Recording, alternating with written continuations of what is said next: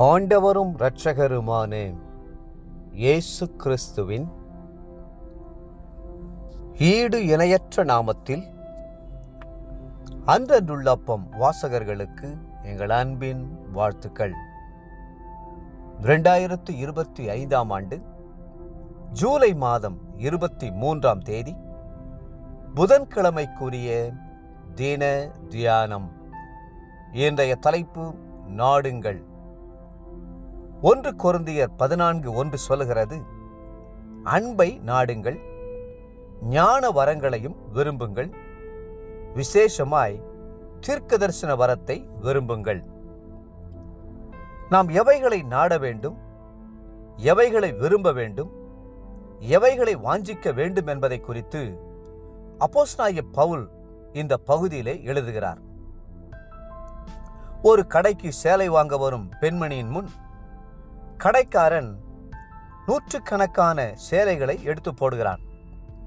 அந்த பெண்மணி இதில் எதை தெரிந்து கொள்வது என்று தெரியாமல் திகைக்கும் போது அந்த கடையில் உள்ள விற்பனையாளர் நல்ல ஒரு சேலையை எடுத்து காண்பித்து, இதை எடுத்துக்கொள்ளுங்கள், இது உங்களுக்கு அழகாயிருக்கும், வருகிறவர்களெல்லாம் இதைத்தான் வாங்கி கொண்டு போகிறார்கள், கடைசி 1-2 சேலைகள் மட்டுமே மீதம் இருக்கிறது என்று அதை குறித்து சொல்லி உள்ளத்தை நாடும்படி செய்வான்.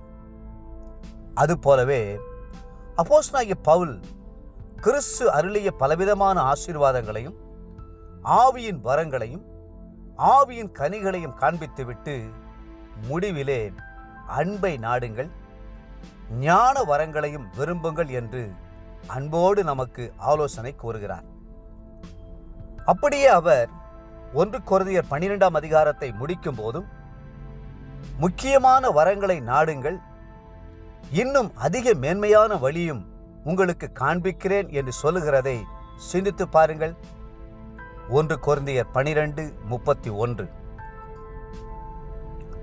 அப்போஸ்தலனாகிய பவுல் அனுபவமிக்க வயது முதிர்ந்த ஒரு பக்திமான். அவருடைய நிருபங்களிலெல்லாம் அவர் கூறும் ஆலோசனைகளை பின்பற்றினால் அது நமக்கு ஆசீர்வாதமாயிருக்கும். ஒவ்வொருவருடைய விருப்பமும் வாஞ்சையும் நாடுதலும் வித்தியாசமானதாகவே இருக்கிறது. திருமணத்திற்கென ஒரு பெண்ணை பார்க்கும்போது சிலர் அவளது செல்வத்தின் மீதும், சிலர் அவளது சம்பாத்தியத்தின் மீதும், சிலர் அவளது குலம் கோத்திரம் மீதும், சிலர் அவளது அழகின் மீதும் தங்கள் முக்கியத்துவத்தை செலுத்துகிறார்கள். ஆனால் வேதமோ குணசாலியான ஸ்திரியை கண்டுபிடிப்பவன் யார், அவளுடைய விலை முத்துக்களை பார்க்கிற உயர்ந்தது என்று சொல்லுகிறது. நீதிமொழிகள் 31:10. எல்லா மனுஷருக்கு முன்பாகவும் யோக்கியமானவைகளை செய்ய நாடுங்கள் என்றும் ரோமர் 12:17. யாவரோடும் சமாதானமாய் இருக்கவும் பரிசுத்தம் உள்ளவர்களாய் இருக்கவும் நாடுங்கள் என்றும் எபிரேயர் 12:14. நாம் நாட வேண்டியதை பற்றி வேதம் சொல்லுகிறது. அப்போஸ்தலனாகிய பவுல் நாடின ஒரு காரியம் உண்டு. சுவிசேஷம் அறிவித்தலே அந்த காரியம். அறிவிக்கப்பட்ட இடத்திலே அறிவிக்காமல் புதிதான இடத்திலே அறிவிக்கும்படி நாடின தன்னுடைய வாஞ்சையை அவர் எழுதும்போது, நான் மற்றொருவனுடைய அஸ்திபாரத்தின் மேல் கட்டாதபடிக்கு கிறிஸ்துவனுடைய நாமம் சொல்லப்பட்டிருந்த இடங்களில் சுவிசேஷத்தை அறிவிக்கும்படி நாடுகிறேன் என்கிறார். ரோமர் 15:21. தேவப்பிள்ளைகளே, நீங்கள் எவைகளை நாடுகிறீர்கள்?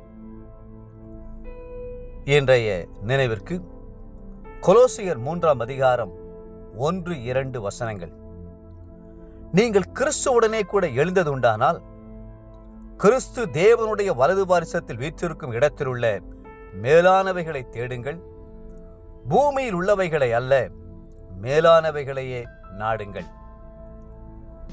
இன்றைய வேத வாசிப்பு காலை சங்கீதம் 33 மற்றும் 34ஆம் அதிகாரங்கள், மாலை அப்போஸ்தலருடைய நடபடிகள் 24ஆம் அதிகாரம்.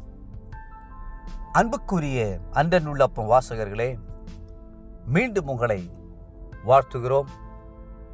ஆவிக்குரியவற்றை நாடுங்கள், ஞான வரங்களை நாடுங்கள். கர்த்தர் தாமே உங்களை ஆசீர்வதித்து மென்மேலும் உயர்த்துவாராக. ஆமேன்.